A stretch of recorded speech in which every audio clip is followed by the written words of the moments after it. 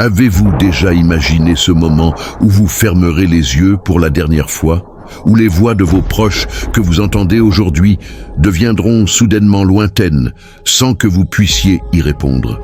Ce jour où votre corps, cette enveloppe charnelle qui vous a porté toute votre vie, restera immobile, tandis que votre âme entamera le plus grand voyage de son existence.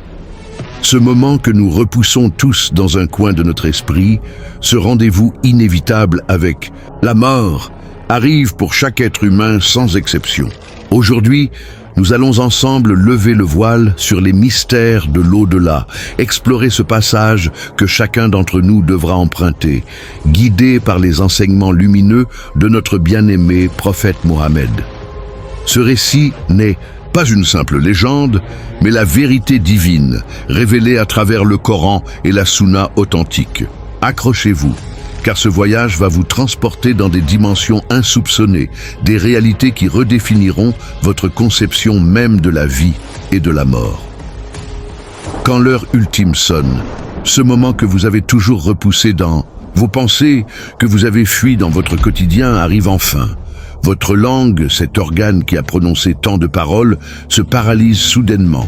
Vos yeux, ces fenêtres sur le monde, se fixent dans une dernière vision. Et puis vient cette sensation étrange, un froid glacial qui naît au niveau de vos orteils et qui remonte lentement, inexorablement, le long de votre corps. Ce n'est pas le froid de l'hiver ou celui de la glace, mais un froid d'une nature différente, un froid qui annonce le départ de l'âme. Les prophètes nous ont décrit cette agonie avec des métaphores saisissantes. Daoud, As, disait que si l'homme pouvait ressentir ne serait-ce que la douleur d'un seul cheveu qu'on lui arrache, une montagne entière s'effondrerait sous le poids de cette souffrance. Moussati, Assit, quant à lui, comparait ce moment à un mouton qu'on écorcherait vivant. Imaginez l'intensité de cette souffrance, cette douleur qui dépasse toute imagination humaine. L'âme ne quitte pas le corps d'un seul coup. Elle s'en détache, progressivement, comme un fruit mûr qui se sépare lentement de sa branche. Elle commence par les extrémités, des pieds vers les jambes, puis remonte vers le ventre, la poitrine, jusqu'à ce point crucial où elle atteint la gorge. Le Coran évoque précisément ce moment dans la sourate Al-Waqi'a, quand l'âme remonte à la gorge. C'est à cet instant que toute la douleur se concentre, que chaque cellule du corps semble crier à l'agonie, comme si l'être entier était déchiré de l'intérieur. Les savants expliquent que cette difficulté du départ de l'âme trouve son origine dans sa réticence initiale à entrer dans le corps lors de la création. Et parce qu'elle n'a pas voulu y entrer facilement, son départ se fait dans la difficulté. C'est dans ce moment de vulnérabilité extrême que l'ennemi juré de l'humanité fait son apparition. Shaitan, celui qui vous a poursuivi toute votre vie, revient une dernière fois pour tenter de vous perdre. Il se présente avec une coupe d'eau fraîche, exploitant votre soif intense, et vous murmure « Renie ta foi et étanche ta soif ». Pendant ce temps, votre vie entière défile devant vos yeux comme un film accéléré. Chaque prière accomplie, chaque péché commis, chaque larme versée, chaque moment de négligence, chaque repentir sincère. Si votre foi était vacillante, si vous avez vécu dans le doute et l'hésitation, vous pourriez succomber à cette ultime tentation. Mais si vous avez vécu dans la soumission totale à Allah, si vous avez cultivé votre foi comme on cultive un jardin précieux, alors ces murmures n'auront aucune emprise sur vous. Le prophète nous a mis en garde. Vous mourrez comme vous avez vécu, et vous serez ressuscités comme vous êtes morts. Cette parole prophétique résonne comme un avertissement solennel. Notre état au moment de la mort est le reflet de notre vie terrestre. Vient ensuite le moment du départ définitif. Pour le mécréant, l'ange de la mort et ses assistants se présentent avec des visages sombres et terrifiants. Il lance, sort, aux âmes impures, vers le châtiment de l'enfer. L'âme est alors arrachée dans une douleur indescriptible, déchirant les veines et les nerfs, comme une épineuse branche qu'on extrait de la laine mouillée. Le prophète a décrit cette scène avec une précision qui glace le sang.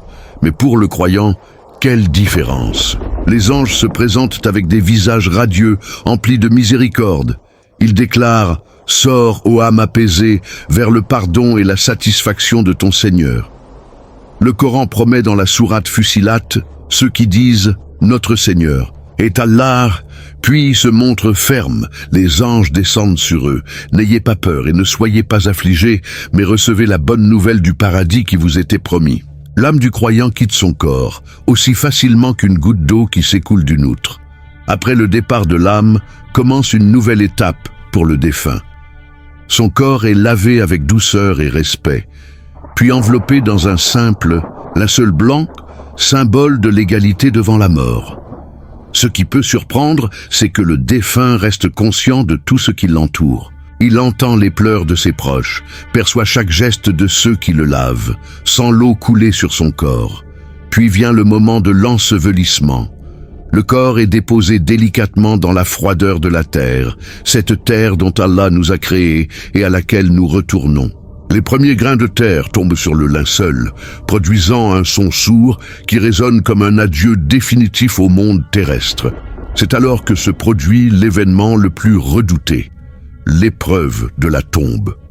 Soudain, la tombe tremble. Ses parois semblent se resserrer. Deux anges d'une apparence impressionnante apparaissent, Munkar et Nakir. Leurs yeux lancent des éclairs qui illuminent les ténèbres de la tombe. Leur voix tonne comme l'orage dans la nuit. Ils interrogent le défunt avec une autorité qui ne souffre aucune réplique. Qui est ton Seigneur? Quelle est ta religion? Qui est ton prophète? Pour le croyant qui a vécu dans la foi et la pratique, les réponses viennent naturellement. Avec une assurance née de la certitude, Allah est mon Seigneur, l'islam est ma religion, Mohammed est mon prophète. Alors, un miracle se produit. Une fenêtre s'ouvre sur le paradis, inondant la tombe d'une lumière céleste. La tombe, qui était un lieu étroit et obscur, se transforme en un jardin spacieux et parfumé. Un être radieux apparaît et déclare « Je suis tes bonnes actions ». Une paix profonde envahit alors l'âme du croyant. Mais pour celui qui ne peut répondre aux questions des anges, quelle terrifiante transformation! La tombe se rétrécit jusqu'à briser les côtes. Les portes de l'enfer s'ouvrent, dégageant une chaleur torride qui consume l'âme. Un être hideux d'une laideur indescriptible surgit des profondeurs et annonce « Je suis tes mauvaises actions ». 99 serpents, créés spécialement pour le châtiment, viennent le mordre sans relâche. Le prophète a dit qu'une seule dent de ces serpents, si elle touchait la terre, empêcherait toute végétation de pousser jusqu'au jour du jugement. Le monde de la tombe, appelé barzakh dans la terminologie islamique, est une dimension intermédiaire entre la vie terrestre et l'au-delà. Contrairement à ce qu'on pourrait croire, les défunts ne sont pas coupés du monde des vivants. Le prophète a révélé qu'ils nous entendent. Après la bataille de Badr, il s'est adressé aux mécréants tombés au combat. Omar, étonné, demanda « Ô messager d'Allah, comment parles-tu à des corps sans vie ?» Il répondit « Ils vous entendent mieux que vous ne les entendez. Les âmes des croyants se rencontrent dans l'au-delà et communiquent entre elles. » Le prophète les a comparées à des oiseaux se rencontrant sur les branches des arbres du paradis.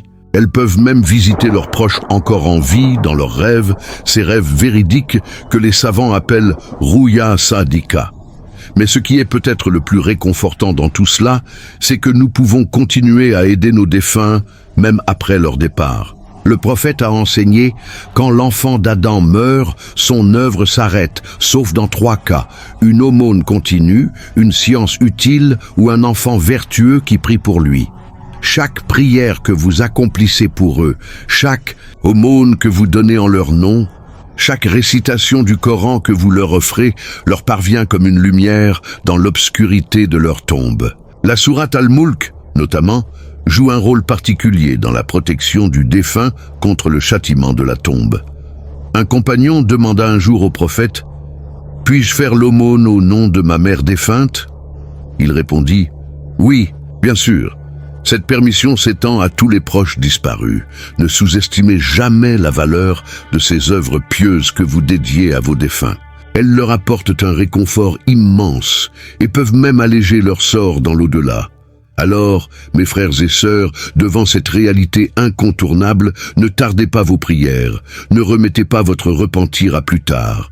Si vous devez embrasser quelqu'un, faites-le maintenant. Si vous avez blessé un cœur, réparez-le maintenant. Si vous vous êtes éloigné d'Allah, revenez à lui maintenant. Car demain pourrait être votre dernier jour, et après la mort, point de retour en arrière possible. Que notre dernière invocation soit celle du prophète.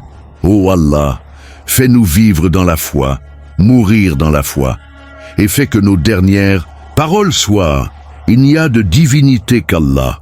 Fais de nos tombes des jardins du paradis et préserve-nous du châtiment de la tombe et du châtiment de l'enfer.